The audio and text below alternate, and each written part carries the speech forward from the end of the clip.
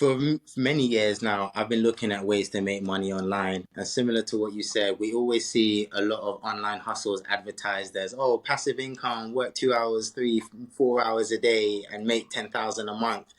I've tried so many things from writing ebooks, drop shipping, and I can absolutely say nothing's passive in the beginning. Maybe in the future, who knows? But in the beginning, nothing is passive. That's an absolute lie, just like you said. And I think it's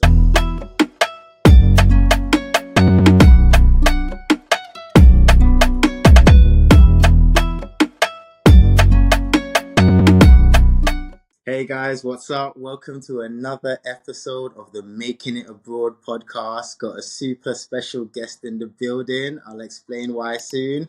But first, introducing today's guest, we have the lovely Miss Brinley. Hey Brinley, Hey there. I'm really excited. Thank you for coming on today. Brinley, can you just give the guys just a very quick introduction and anything special about yourself?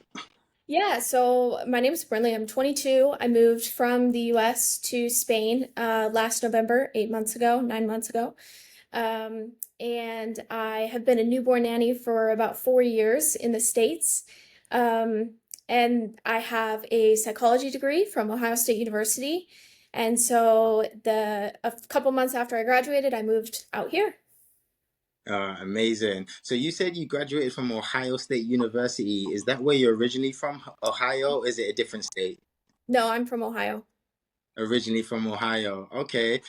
Question. So from Ohio, moved to Spain. At what point did you decide that you didn't want to live full time in the States anymore? When did that decision start? It was about probably 2 years before I actually moved out here was when I started considering, okay, I want to move to Europe.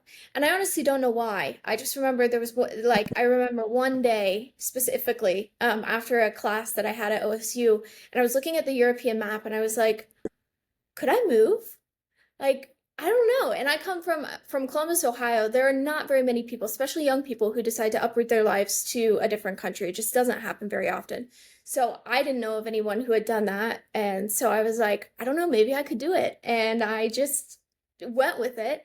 And the more I got into the process, because the visa process was very long and difficult, the more I felt like, no, there's something about Spain that I really need to go to. And I chose Spain because I really want to raise my kids bilingually. So I had learned 8 years of Spanish in school, but I wanted to come here, learn the language fluently to be able to speak it to my kids. And I wanted to go to Europe. So a Spanish speaking Europe country, Spain was kind of what I landed on. Interesting. Why did you choose Spain specifically? I know in America they have so much Spanish influence, especially from Latin America and areas like Texas, California. What made you decide more European Spain than Latin America Spain? I had always really wanted to go to Europe, like live Okay. European lifestyle. I Hmm. have always thought it was charming, quaint. I really liked something that was appealing to me about moving to Europe was the walkable communities. I mean, obviously in America, like you can't, if you want to go to the store, you drive. If you want to go anywhere, you drive. So I really loved the idea of living in Europe for the walkable community aspect as well. I've interviewed so many American guests on this show already, and there's a common theme that always keeps coming up, something you just mentioned, that not many people ever think about moving out or going abroad, let alone even traveling. Why do you think that is? Oh, I don't know. I think it ties back to a lot of reasons, but first of all, America is so big. So a lot of people Mm, move in the states, but there's 50 states to choose from. And so there's so many options just within our own country that most people just stick there. And I also think that there's a subtle undertone of superiority in the maybe not even so subtle now, but an undertone of superiority in the US. The US is the best. It has all the best things. Why leave?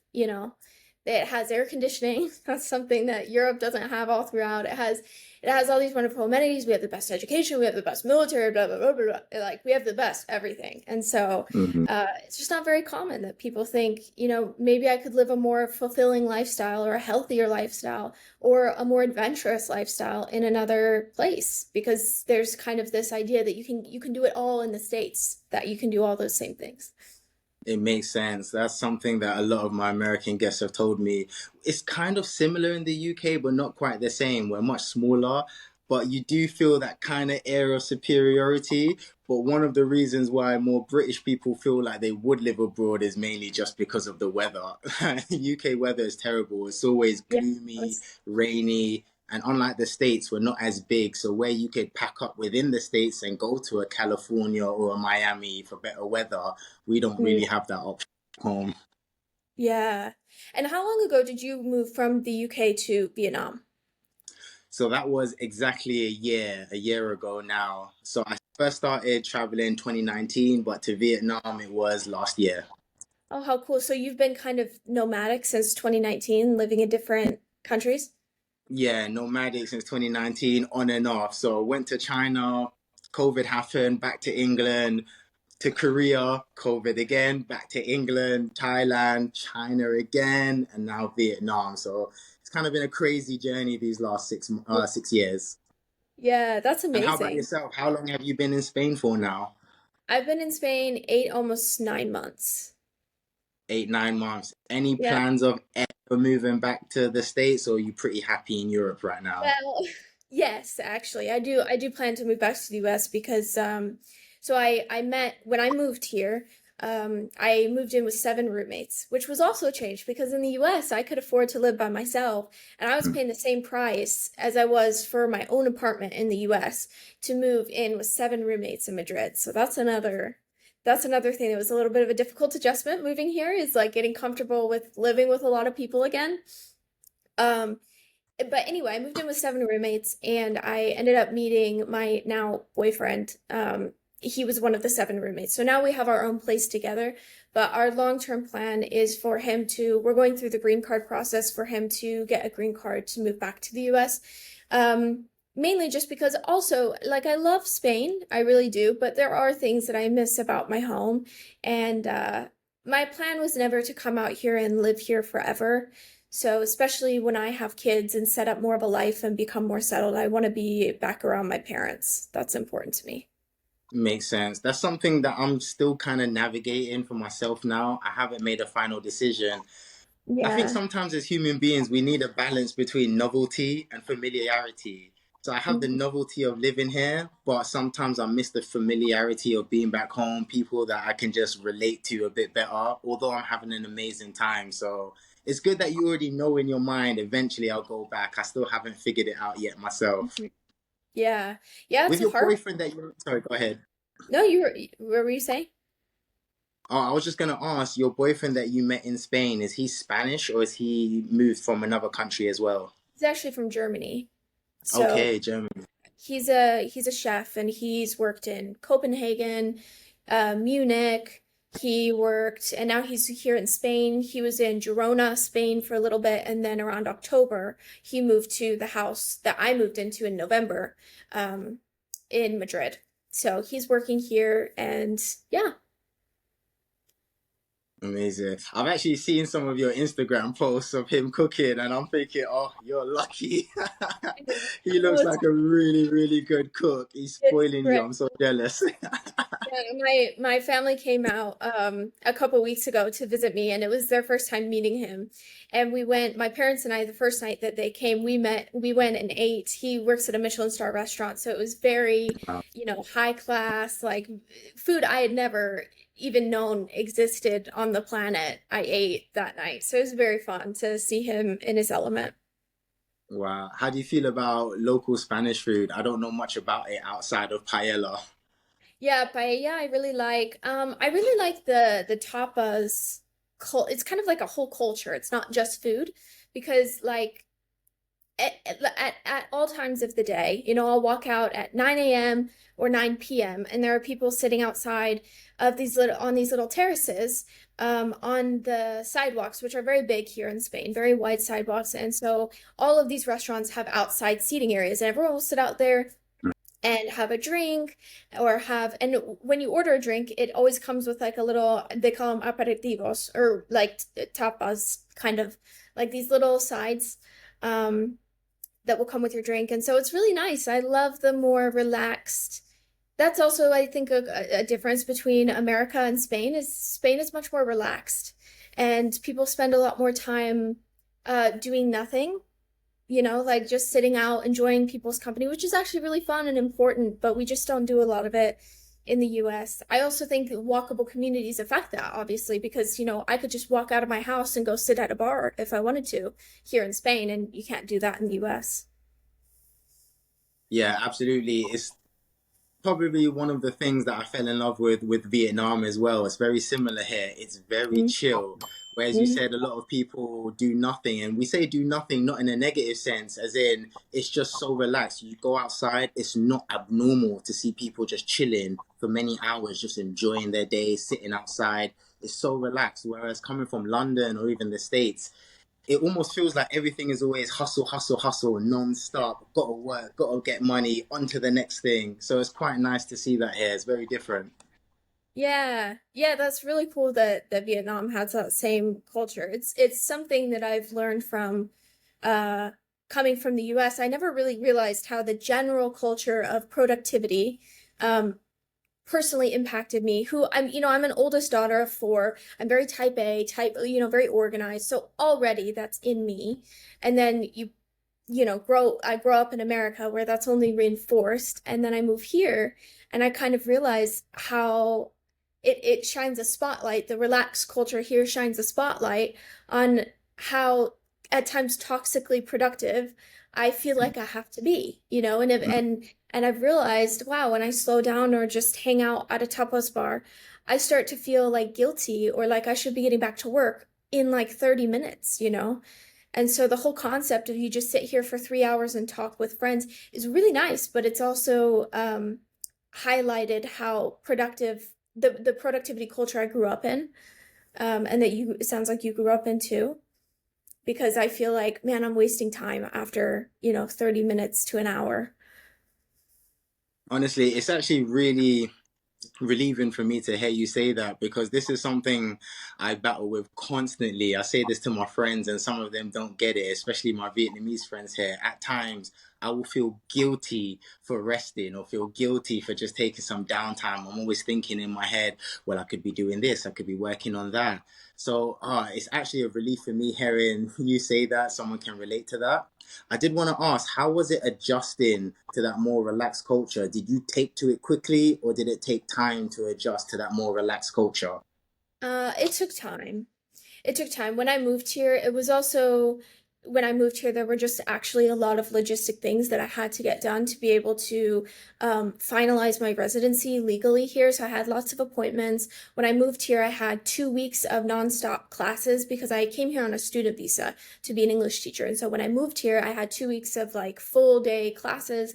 So I felt very, and I was adjusting to so many other things, the food, the language, the people, the area, living in a big city like this. You know, I lived in Columbus, which is the capital, but I lived in the suburbs. So it was very different than the big city feeling in Madrid. So there were so many other things that I was adjusting to that it took a while for me to even just slow down and settle into life in Europe in general. So I would say just within the last like 3 months, I feel like I've given myself permission to slow down, have a relaxing morning without feeling like there's always something better that I could be doing.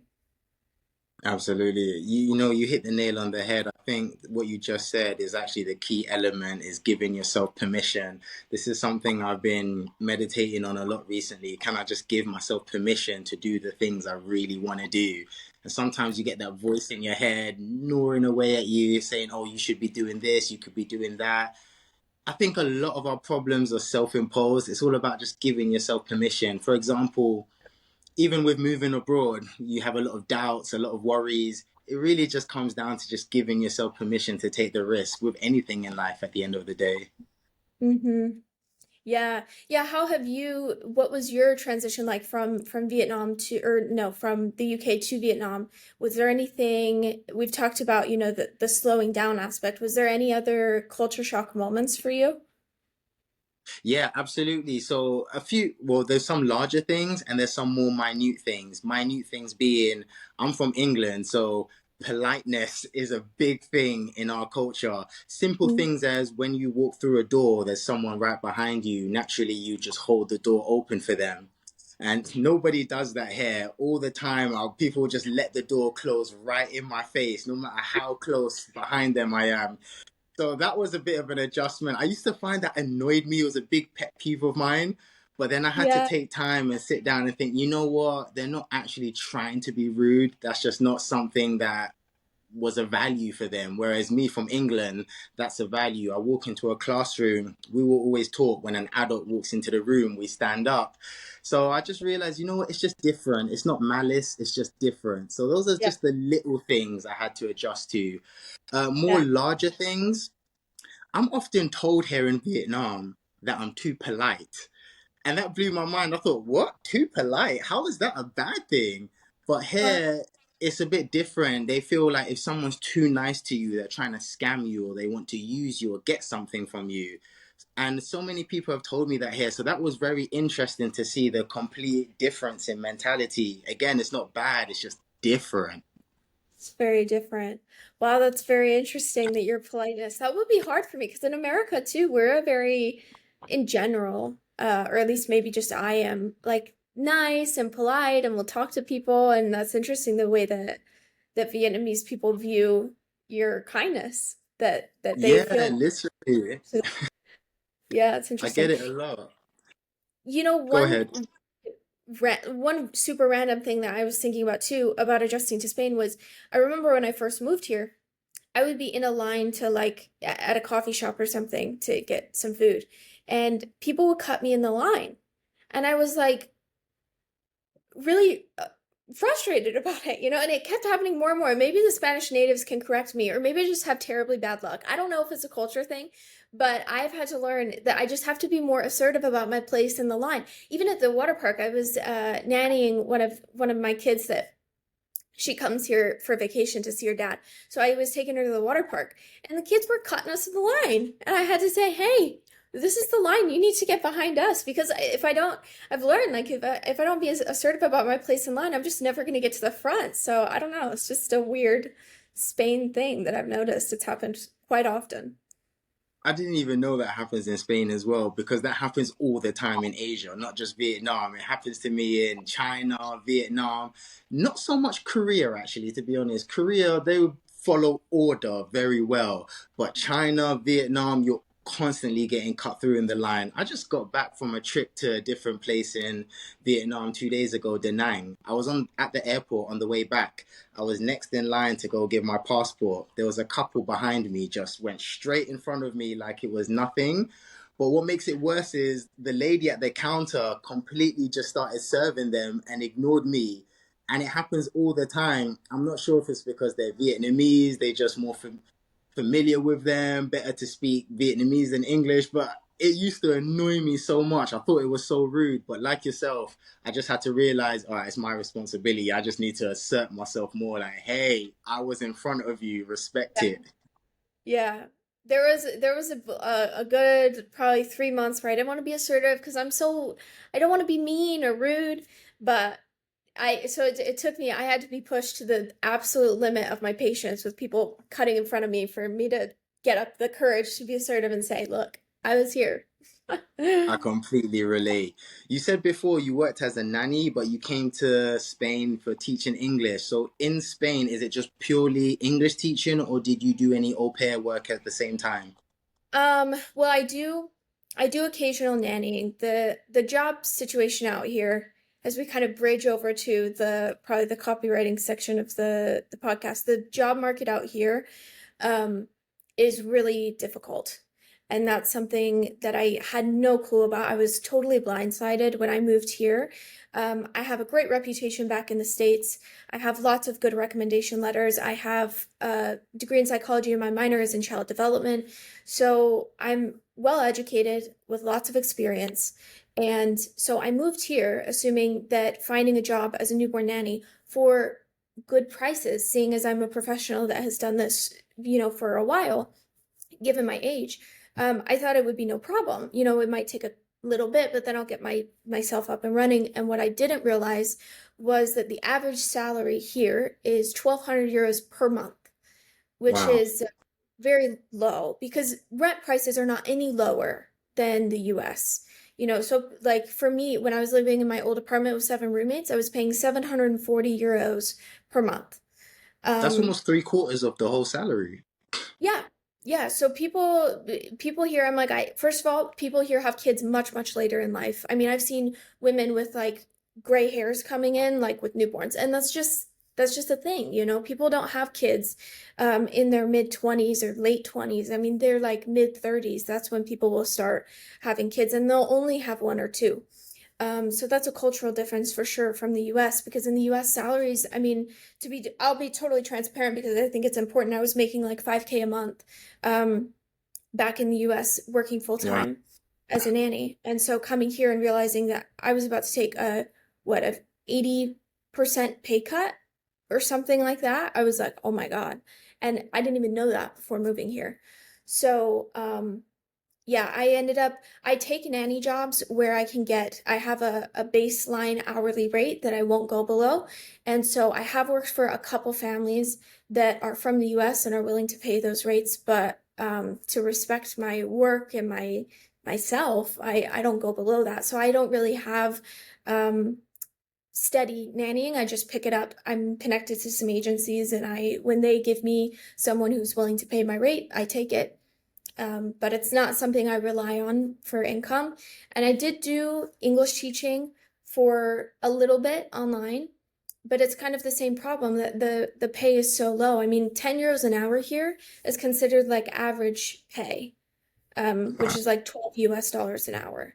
And I mean, for context, in high school, I was working for 16, 15, and $16 an hour in Target with no degree. I was 16 years old, so the that is a real downside of Spain specifically. I don't know about all of Europe, but Spain, the job market is really bad. And it's also just difficult to get a job. Like even if you apply, I applied to God knows how many jobs on care.com. I put flyers up all over the city saying, here's my rate. No one, I had one family that answered and I ended up only working them for 1 or 2 months because it was a really bad situation.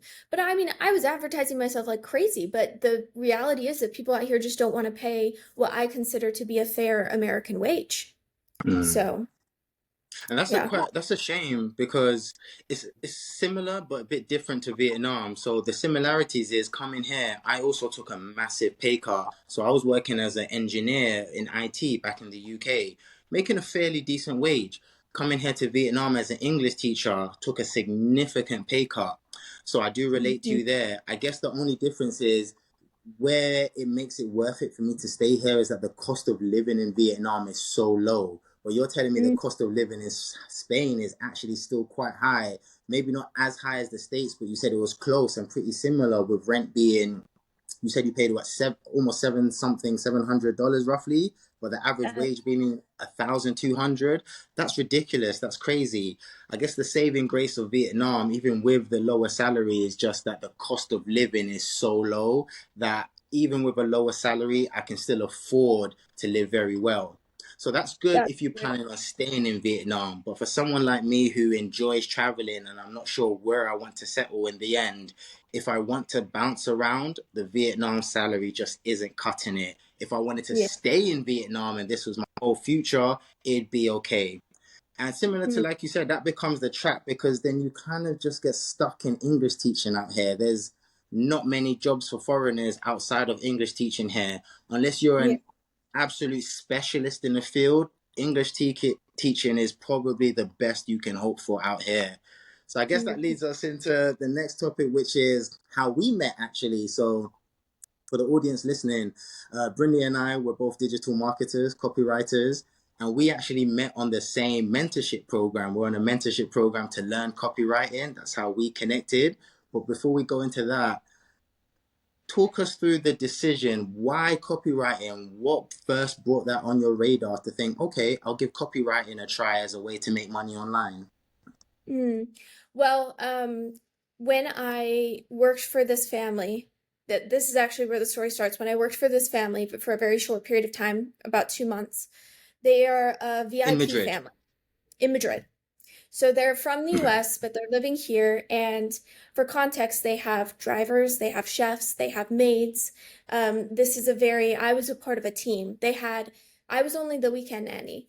But anyway, I was coming from a line of 30 nannies that they had tried before and didn't work out. And so you can imagine at this point, the problem is the family, not the nannies. So I Mm. come in and I last about 2 months, which is longer than most of those nannies lasted, but I was fired because I wanted to be paid fairly. They had asked me to work 5 days for free, and I said no. And they said, okay, goodbye. So I said, okay, bye. And so when I got fired from that, my boyfriend and I were like signing the papers to move into this house, it was gonna be double what we were paying to move here. So I was like freaking out, like I just lost my job. His salary, like over 75% of his salary will go just to paying the rent, not even the bills, just the rent. And so I was feeling very stressed and started looking up ways to work online. Because at that point I realized Spanish salaries just aren't it. I don't want to work for 1,200 euros a month. At that point, I thought I might as well just move back to the States because I can't imagine myself getting up early for work for 8+ hours a day. Work hours are very long here as well. So it's very likely I would be working over 8 hours a day for a whole month just for a little over 1,000 euros. Absolutely not. So that's when I came across copywriting. And actually, the year before, I had tried affiliate marketing. Um, and I spent like thousands of dollars invested in that business effort. Got an LLC, got everything set up. And I ended up stopping it within just a couple months of doing it because first of all, I realized a lot of it had to do with luck. Did the Instagram algorithm push what you were doing or not? And I felt like I had to kind of lie. I'm sure everyone has seen those videos. Work just 2 hours a day from your phone at home. It's not true. Yeah. Everyone's saying that, and it's not true. If you want to be a successful digital marketer, you are not working 2 hours a day from your phone. But that's kind of how you're taught to Yeah. market affiliate marketing. Is like, oh, it's just this really easy side hustle where you can make 10K a month working 2 hours a day on your phone. So that's kind of the messaging that I felt like I had to put out, and it didn't feel aligned. Like, I didn't feel like I was being integritous by doing that. And I knew, like, I believe a lot in like money energetics, money psychology, and I knew that if I was pushing something that wasn't aligned and that I didn't believe in, I was creating dissonance, and it was very unlikely that I was going to make money in that position. So that's when I knew that affiliate marketing didn't work, and so then I jumped into copywriting a couple weeks after I got fired. And I was really skeptical because, I had started that business and it didn't go well, but this was very skill based. And so that made me feel I believed more in it because I thought, what, I can market my skills. And it's also not dependent on luck in terms of the Instagram or social media algorithm pushing out content that you make, because I'm not making content with the aspiration of getting someone to outreach to me through my content. I'm outreaching to other people. So it's very much your input or your output is very much going to determine what you achieve or what you don't. And so I really liked that copywriting was something that I could largely control the outcome of. And I've seen a lot of the success stories, and I know that, you try it for long enough, you get good at your skill, and you really can make it work. So that's why I chose copywriting. Amazing. Yeah, absolutely relate. You know, for many years now, I've been looking at ways to make money online. And similar to what you said, we always see a lot of online hustles advertised as, oh, passive income, work 2 hours, 3, 4 hours a day and make 10,000 a month. I've tried so many things from writing ebooks, drop shipping, and I can absolutely say nothing's passive in the beginning. Maybe in the future, who knows? But in the beginning, nothing is passive. That's an absolute lie, just like you said. And I think it's a hook they just use to play on people's pain points of being overworked and undervalued. And as copywriters, we understand that now, playing on pain points and dream states. So I definitely bought into that, only to find out that no, it doesn't really work like that. You have to put in quite a lot of work, especially in the beginning. And similar to you with copywriting, I like the fact that it was more skill based, not something that you have to rely on algorithms. For example, I'm doing this podcast, I've recently started making content. But the good thing is, for myself personally, my income is not tied to content. So I don't have to worry about algorithms, thinking about what the audience like. I get the pleasure of just putting out things that I'm interested in. So going back to the copywriting, we met on our mentorship program. So we have a shared mentor, guys, a gentleman named Tyson 4D. So we Mhm. joined his program. That's how Brinley and I connected. Brinley, how did you first find Tyson and Tyson's programs? Did you try anything before that, or was it just straight into Tyson's program to learn copywriting? It was really straight into Tyson, because he has the biggest copywriting community and presence online that I've seen ever. Like, so he was the first guy that popped up in any copywriting related search. And so I very quickly, the first thing I did was I watched his free 8 hour YouTube video, which kind of gives you a good intro into all the different areas of digital marketing that you need to have a handle on to really start making money.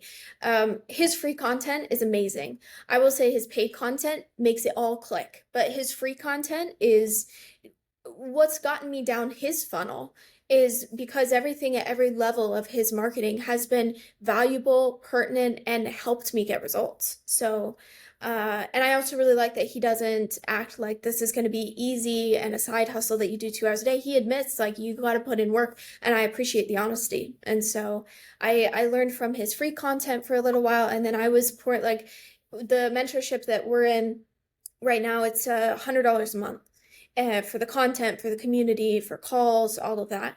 And at the time, it was like an investment to give $100 a month because we were tight with me not having a job. But I decided, this is important for me to invest in myself, and so I paid it, and I've been really impressed with what I've gotten so far. And my hope, my goal is to make it to his next step in the mentorship program, which is a more of a personalized, like small group coaching, for yeah, like one-on-one support. And so that's where I'm going next. Is I want to be a part of the 4DCI private mentorship. Respect. Same actually. So I looked at a few different programs first. I even looked at Andrew Tate's Real World. I didn't sign up, but I saw so many reviews about it, and then I was actually about to sign up just before I found one of Tyson's videos, and I saw some reviews, and Tyson was in the real world. And there was something he said about having just very generic templates for outreaching, that they just give you this one template that you have to use to outreach to so many prospects. And I think the thing that really turned me away was seeing so many business owners react saying, hey, if you're from the real world and messaging me with this same template, I'm not interested in it. So I thought, well, Mhm. if the goal is to get clients, how am I going to do it with an outdated method that business owners I can clearly see are literally telling you, do not message me if you're coming from this group? So I thought, okay, I need Yeah. to find something else. I also watched Tyson's 8 hour course. His free value is amazing. But like what you said, I felt the same way. It wasn't until I joined the mentorship that it clicked. With the free value, everything made sense, and I had an idea of what to do, but not so much the how to do. And the mentorships Mm-hmm. kind of give how to do. So moving on, I wanted to ask you, what's been one of the challenges you found in your copywriting journey so far with learning this skill? Any challenges that's come up? Yeah, the biggest one for me is actually doesn't have anything to do with the copywriting. It's more the mental game. Mm, The staying consistent when you're not getting results or when you hate the type of workload that you have to do for the day. For me, showing up consistently when no one is telling you you have to do it every single day. I don't take days off. Well, every once in a while I do, like for important things. My family came out, but if we're talking general schedule wise, I work every day. And so it's really difficult to stay motivated. And then when you do slip up, it's been really hard for me to give myself grace. I tend to be very, I have a really harsh inner critic in my mind. And so when I do slip up or take a break, instead of feeling like, oh, this is good for me to have a little 1, 2 days off, I start beating myself up and, oh, I probably would have made progress. And so, more the psychology of working for yourself as an entrepreneur and starting something from the ground up, the psychology behind that has been difficult for me to master. And I'm not there, I haven't mastered it. It's still difficult.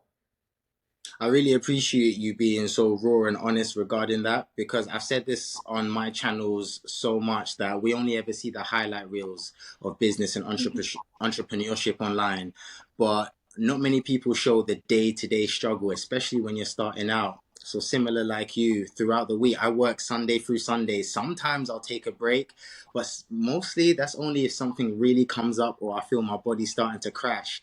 And maybe it's not healthy, I don't know, but a lot of the times it's just that guilt behind me, or I just have a goal where I need to reach. And similar to you, I'm kind of pushed by necessity, not so much want. Yeah, making 10K a month would be nice, but it's not just a fantasy, it's real necessity, as in, I've got things I need to do, I've got payments I need to make, I've got people I need to take care of. So I think that necessity drives us to work hard. So I can see the good and the bad in that. But outside of challenges, what's been some of the more positives or wins you've been facing, whether it's been clients or even just knowing that you're getting better? What positives have you seen in the last few months? Um, I think witnessing my own resourcefulness has been really cool because it really sucks being at rock bottom, but you get to see yourself use skills and figure out a way to make it work that you've never had to make yourself do. So I think I've gotten to to witness myself in a unique way. I'm more resourceful than I thought I was. Turns out all you have to do is hit rock bottom and then you'll find a way out and you'll find a way to make it work. And so that's been a cool thing. Another really positive thing is I have started to see success. I have two clients right now and I'm working on getting a third.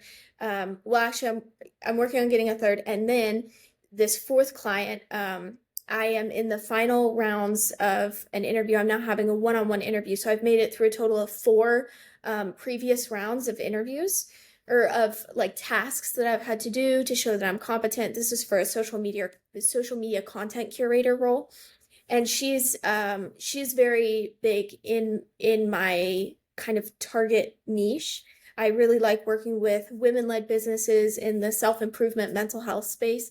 First of all, because I know the language because of my psychology degree, and second of all, I think women like working with women more. I understand the language that they use. I know how to outreach to them. So I feel like I do have a little bit of a leg up because something that copywriting is mostly male dominated. Um, and so there's not as many women reaching out to other women because men mostly reach out to men, the fitness content creators, um, like the health, weight loss, diet, real estate, these big other businesses, but women in the self-improvement space, not really many men are reaching out to them. So I feel like it's made my job perhaps a little easier as far as competition goes. Um, but yeah, that's been a positive is really seeing actual growth and starting to bring in a salary from clients that I got. And so the pride that I feel even in like my very first client that I had, she was paying me low every month, very low. But I felt so proud. I feel so proud that I made that happen for myself, because any money that you make online, doesn't matter if it's $10, shows you I can do it. If you can make $10 a month, you can make $100 a month, which means you can make 1,000, 10,000. Like everyone's got to start somewhere. And so all that matters to me is that I've made $1 online because that shows me that I can do it. And a massive congratulations to you. And guys, I can absolutely say firsthand, this is not luck at all. Brinley is one of the most active people in our school community. Not only active, but Super, super helpful. And I've said this to you before offline, and I'll say it again for the interview for everyone to see. Brinley has been invaluable in my journey as well. Oftentimes, she's always been willing to help me in terms of reviewing my copy or just general questions. Most recently, I had a situation with a prospect I was outreaching to who wanted me to essentially do a lot of work for free. And being new in the game, I considered, oh, should I take this job or not? Just to boost my profile. I wasn't sure. Brinley was one of the first people I actually went to for advice. So she's been a massive, massive help for me in my journey. So I just wanted to say, one, congratulations, and two, thank you for always just being an open air for me. Oh, well, thank you, Ramel. I mean, we've both been so mutually beneficial. You've helped me, I've come to you for advice. So, the street goes both ways. And I think we're both at a similar level of wanting to make it happen. We're both living abroad, both dealing with foreign job markets that are frustrating. And so it feels nice to know that I have someone else in the European area that is kind of on the same track, has the same level of drive. I think you doing this podcast is amazing. On top Thank of you. copywriting and preaching, I mean, it's impressive. Thank you so much. Yeah, Google Calendar is my best friend, or else I wouldn't get anything done. But How while many we're on this people topic, in your go ahead, sorry. I was just gonna ask, how many people are you, how frequent is this podcast? How many people do you interview per week? Per week, it ranges between, it could be on the lower end, two a week, on the higher end, four people a week. So I've got quite a Wow. backlog of content so far. The main thing is, But I don't know anything about editing. So I've actually hired an editor here in Vietnam. So she does the oh, editing how for nice. me. So we have so much content, we're just going to push it out slowly, slowly. We're still working out our workflow. Oh, that's awesome. Good for you. Thank you so much. While we was on the topic of how much we've helped each other, and even with me talking about my editor, in your opinion and your experience, how important is networking to you? Networking to me is really important, or at the very least, I don't know if you could call it networking, but just being in a community. It doesn't mean that you have to be like talking about work all the time, but just for me, being in the 4D copywriting community, being with other people, submitting my copy to be reviewed, reviewing other people's copy, it helps you feel like you're not alone. Because like I said, my biggest struggle is consistency, and I think that's common. I think that's most people's struggle because we're so used to having a boss tell us what to do. Or in my case, I've been a newborn nanny, so I've kind of been a freelancer, I guess, for most of my work life. But still, it's easier to show up when someone else is relying on you to do your job at a certain time. But here, I mean, you could have three clients by the end of the year, or you could have none. And it's all up to you. And no one's going to care if you have three or one other than you. So, for that reason, I think community networking is really, really important. So I make it a point to actually, I got kicked out of boot camp, the 4D boot camp for a little bit because my card was wrong, and so then I had to put it back in. So I was out for a month, but now I'm back because I realized how much of an impact it makes. I mean, I was going to rejoin anyway, but having a month without that community, it's so much harder to get yourself to do the stuff you want to do. And whenever I feel really discouraged or like I don't want to do it, I just go onto Tyson's YouTube YouTube channel, and I'll watch success stories of people who are making 16,000 a month, and they started out the same way that I did, with clients who, some are ideal, some are not. You're just kind of saying yes to everything, building your portfolio. And I get inspired by the people who have made it past that and are commanding awesome prices and getting interested people. So, you know, community success stories, keeping yourself motivated is something that I've realized takes a concerted effort. I have to like remember to do that. Otherwise, I just kind of trickle off. And that's happened before. I've trickled off and then convinced myself it's okay. And then I have to bring myself back, watch some success stories, get motivated again, and lock in and do it. You're not the only one. Trust me, it happens to the best of us. Oftentimes Yeah. with me, when people meet me, I come across as this super outgoing, extroverted guy. But the real Ramel, I'm quite introverted, live in my mind, spend a lot of time with myself. And I Mm. used to take pride on the whole lone wolf, do it alone thing. But since joining communities online, especially with moving abroad, there's not many people around who, one, relate to me, and two, can even understand what I'm going through. So just having people like you in my corner and the rest of the guys in the school community, people don't know what it's like to wake up early, try and do outreach before going to your full-time job, and then in between lunch times and after work, working on your business again. They don't understand. And like you said, so much of it with the challenges is more the mental game and just pushing through when you're not seeing those wins. So I found having that community has been invaluable for me. And money's a social game, it's relationships at the end of the day. And I'd like to consider you as not just a colleague, but a friend, because there's times where you've just messaged me just to say, hey, how's it going? Outside of just copywriting, which I really, really appreciate because you understand what it's like in this game. hmm Yeah. Yeah, it's great. I actually have another copywriting friend who lives down in Sevilla in Spain. And he was up here for an Ed Sheeran concert a couple months ago, and I was able to meet up with him and meet him in person. And it was so much fun, just to be able to meet someone in person who was doing the same online game that I was doing. And so yeah, I think it's really important. And I do have so like I guess a small group of individual copywriting contacts that I really enjoy keeping up with, both as friendships, because also our work is, although we have online community, that we're not going to work every day and like hanging out with our pals for 8 hours. It is at the end of the day, everyone's behind their own screen doing their own thing. So it is important to jump into the online community because at the end of the day, you're a solo entrepreneur running your whole business. You run 100% of your own business and I run 100% of mine. There's not really a collaboration. I mean, we could do something cool, but that's not typical for copywriters. And so having no formal coworkers where you're actually collaborating on things makes it harder for friendships. So I think the community is especially helpful for that, even if it's just online. Amazing. And Brinley, before we wrap up, I'm just going to finish with two last questions. So, number one would be, what would you say is the main characteristic or mindset someone needs if they made the decision? Let's say they're living abroad like us, this expat life, and they wanted to, let's say, start a business online, whether it was copywriting, drop shipping, whatever that may be. What's a piece of advice you'd give to someone starting out thinking, okay, I would like to start an online income for myself? Any advice you'd give to that person? Be patient. Be patient and give yourself grace, I think are the Mhm. two. Especially in the copywriting world, it's very male dominated. There's a lot of hustle, hustle, hustle, and it can, at least for me, it's induced a lot of anxiety. So I would say be patient, give yourself grace when you mess up.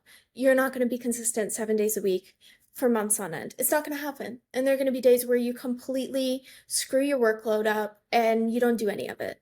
And so I would say be patient for the money to come, work consistently, but also have grace for the times where you're not perfect. Amazing. Thank you for that answer. Funny, with off the back of what you just said, I actually have some young women that I know here in Vietnam who work in marketing. And similar to like you just said, it is a very male dominated market, especially even more so here in Vietnam. So I've actually told Mm. those friends of mine to go check out your profile. I thought you was a great archetype for them to look up to as a woman living abroad, making it and seeing success in this male-driven environment. So I haven't told you that before, but I've advised some of my friends to even check out your profile online for some inspiration and motivation. Yeah, that's so sweet. Thanks, Ramo. No Yeah, worries. it's I was just Go gonna ahead. say it's definitely male dominated. I will say that Mm, much. So it is. I don't know if Amelia, she's in our 40 copywriting community. Yes, I chat with her every while just because it's help find the women. And Amelia has actually created a whole copywriting community just for women. I Um, saw. that stays away from the hustle, hustle, hustle culture. So I thought that was really cool, because I think men resonate with that more. And for women, it's even just from a cyclical perspective, we're on a different hormonal cycle than men who just wake up every 24 hours feeling the same way. Women just don't feel that. So I think that's she's filling a area that's really needed, especially for women who also want to make it. It just might look a little different. I'm so glad that you speak on it because I think it's important as well. Like you said, these are certain things that say men might resonate with more, the whole hustle, hustle, go, go, go. And I'm very much that kind of character. I do admit it. I'm very much screw my feelings, just go. but I also see the dark side of that as well. So with I can't speak on your experience. I'm not a woman, so I'm asking you, with coming into, let's say, this environment, was that intimidating for you, or did you think it just didn't resonate with you being in that kind of environment? For me, it was more anxiety inducing because I see Tyson very successful and he's very much like, screw your feelings and go. Like, if you want to make 10K a month, I don't care how you feel on any given day. You got to make Mm, it. And for me, I looked at that and I thought, well, I want to make 10K a month at some point too. And if I don't go every day and just ignore my feelings, am I going to make it or am I going to lack success? It was more a worry of, can I make it while doing it a different way and having more balance?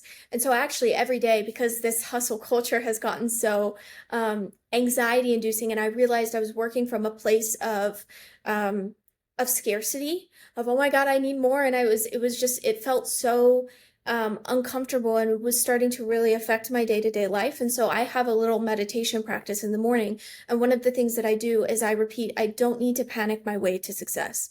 I can get mm. there in a balanced, measured way. It might even be more sustainable the way that I, do it slowly and I learn skills and I get good, but it just takes a little more time. And that's okay if it takes a little more time, if it means that I can feel rested and balanced while I do it instead of totally burnt out, but I'm making 10K a month. So I've kind of had to pave my own way. Around the hustle culture. It's not that I don't think that you should work hard, and I do work very hard, but I also know when my body's telling me I need a rest. And then I prioritize rest over work. And then I get back to work when I feel ready and rested. I really appreciate you sharing that. This is something I've been experiencing as well. And I've noticed some of my good friends have brought to my attention that the Ramel online and the Ramel in person, often a bit of a Mhm. disconnect there. What I mean is, online, some friends have told me I can often seem a bit larger than life, just very similar to Tyson. Screw your feelings, go, go, go, up at 5, gym, work, just go. But the Yeah. truth is, and I guess the side of me that maybe I don't show as much online, maybe I should, maybe I shouldn't, I'm not sure. I'll figure it out. But I haven't said this before on a podcast or even online, but I do live with constant anxiety all the time. I do feel anxious Mm. throughout the day. Is this going to work? I need to get this done, or what's going to happen to the future? Will I hit these goals? And maybe that's something we don't hear about often. Like you said, I agree with you, not from a woman's perspective, but just in general. Yeah, the hustle culture, I do see the side where it's needed. You do need to work, but I also now see the dark side and just honoring my body, honoring my feelings, honoring knowing that sometimes the body does need rest. And I felt guilty, so guilty before of, oh, if I rest, then it means that I don't want it as bad. I won't say names, but there's a certain coach even in the community who just go, go, go, screw your feelings. And I get it, but there is a part of me now, maybe I'm older or wiser, I just feel that's not sustainable. And like you said, I don't want to reach Yeah. 10K a month and then be burnt out and can't enjoy it. So I'm trying to find that balance as well. Yeah. Yeah. Yeah, and I think part of the hardest part about the beginning is that nothing in the outside world is validating the work that you're putting on the inside, or like behind the scenes, I guess. You work the hardest with the least validation at the very beginning. I'm getting to the point now where I'm getting a little validation. I have clients. I'm on the way to getting this interview with a very big client that I'm very excited about. So it's easier, I think, and I've noticed my anxiety lessen with that Mm. because I'm like, okay, someone in the world sees what I'm doing, finds value in it, and wants to pay me to have me do that skill for them. And so I think, to the people who feel really anxious in the beginning and they're working ridiculous hours and learning a lot and not seeing a lot, that's the hardest part. And then once you just even get the littlest bit of validation from someone else, from another client who wants your work, even if it's for free, it in my experience it lessens the anxiety because someone sees you, someone can like witness your work and sees it as valuable. And so I've noticed my anxiety set point lessen with the outside validation that I've gotten that something that I'm doing is working. Amazing. Well, Brinley, I really appreciate you. Thank you for coming on, sharing your experiences with us. And my final question before we sign off is, what are your plans and goals for the immediate future? You've got success coming in, got clients, seeing that validation. What's the plans for the future, if you don't mind sharing some? Well, my plans for the future are to I have lots of financial goals, but also I think the biggest things are the travel goals that I've really wanted to do in Spain. I've really wanted to travel more than I have, and so with this job, travel is now becoming more of a possibility. So my plan is to travel a lot, to keep learning a lot. I do a lot of reading. I do a lot of studying of different types of copy. So I want to get even better. And I also my long-term goal is to move back to the US, which will be obviously an expensive endeavor. We've got to buy cars and all this stuff to be able to move back. So, um, my financial life goal is to earn the money and have the salary to be able to afford that move and set up a beautiful life back home in the US for myself and my boyfriend. That's fair. Well, you're already on the right path. You're already on the trajectory, and I think you're gonna go to the moon, honestly. So, Brinley, with that said, thank you so much for coming. And if anyone wanted to connect with you, where can they find you? Yeah, they can find me on Instagram at young.crafted. Okay, And that's it. Yeah. Or yeah, perfect. Young Instagram. Crafted. Leave it the link once I upload this. Guys, with that said, that wraps up another episode of the Making It Abroad podcast. Thank you for tuning in. And as I always say, know yourself, be yourself, and I'll catch you on the next one. Peace.